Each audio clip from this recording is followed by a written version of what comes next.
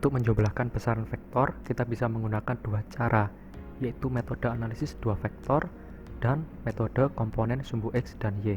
Tetapi untuk metode analisis dua vektor hanya bisa menjumlahkan dua besaran vektor saja. Sedangkan untuk metode komponen sumbu X dan Y, kita bisa gunakan untuk menjumlahkan vektor yang jumlahnya lebih dari dua. Hari ini kita akan bahas dulu untuk metode analisis dua vektor. Tapi untuk selanjutnya, ketika menggunakan metode komponen sumbu X dan Y, metode analisis dua vektor tetap digunakan pada proses akhir dari metode analisis sumbu X dan Y. Jika ada dua buah vektor yang membentuk sudut, maka cara menentukan total vektor atau resultan vektor adalah F resultan sama dengan akar F1 kuadrat tambah F2 kuadrat ditambah 2F1 kali F2 cos theta. Theta adalah sudut apit dari kedua vektor.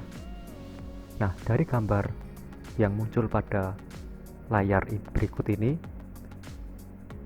nilai resultan gaya atau resultan vektor itu ditandai oleh vektor B yang berwarna merah.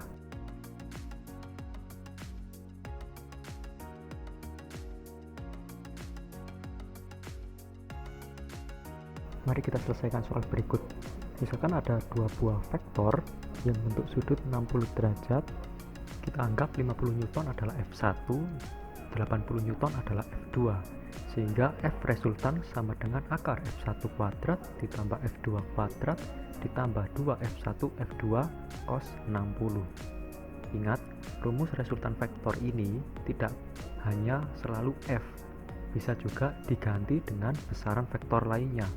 Bisa diganti dengan kecepatan maupun perpindahan atau posisi. Nah, untuk kali ini karena yang ditanyakan adalah F, maka besarannya kita ganti dengan F. Yang kita cari adalah F resultan. Kita masukkan angkanya seperti berikut.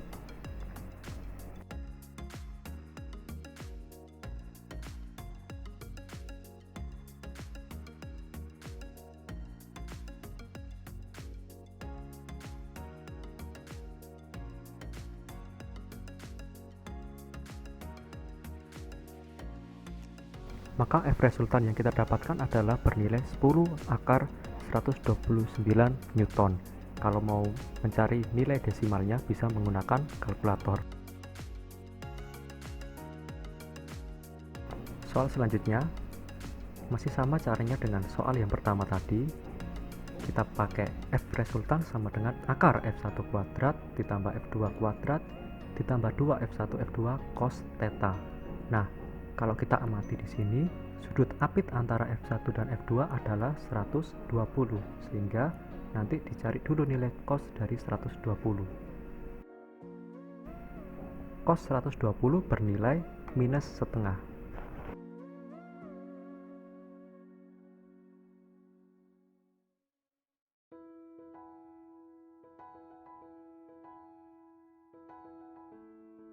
Kalikan terlebih dahulu 200 dengan minus setengah.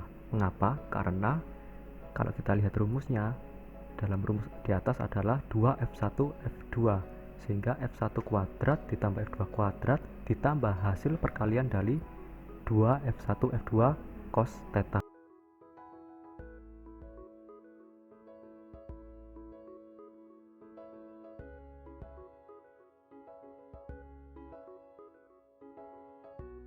Penerapan vektor pada dunia nyata contohnya adalah sebagai berikut. Misalkan ada sebuah perahu bergerak melawan arus sungai seperti pada gambar berikut. Nah, arah gerakan kecepatan perahu dengan arah kecepatan sungai itu membentuk sudut kemiringan 30 derajat.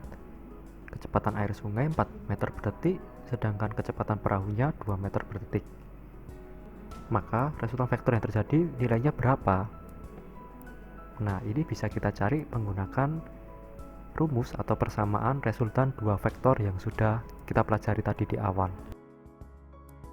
Jika kita gambarkan ulang arah dari kecepatan perahu dan kecepatan air sungai, maka gambarnya adalah sebagai berikut. Nah, sudut apit antara V perahu dengan V air sungai adalah 30 derajat, sehingga nanti nilai tetanya sebesar 30 derajat.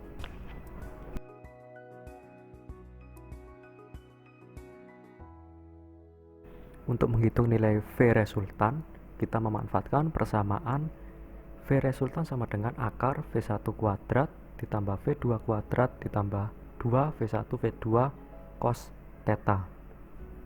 V1 merupakan V perahu, sedangkan V2 merupakan V air sungai. Supaya bisa dikerjakan, maka harus kita hitung terlebih dahulu nilai dari 8 akar 3 menggunakan kalkulator dengan cara 8 dikali akar 3. Hasilnya adalah 3,85. Karena angkanya berbentuk koma atau desimal, maka untuk mencari akar dari 33,85 bisa kita gunakan kalkulator sebagai alat bantu untuk menghitung.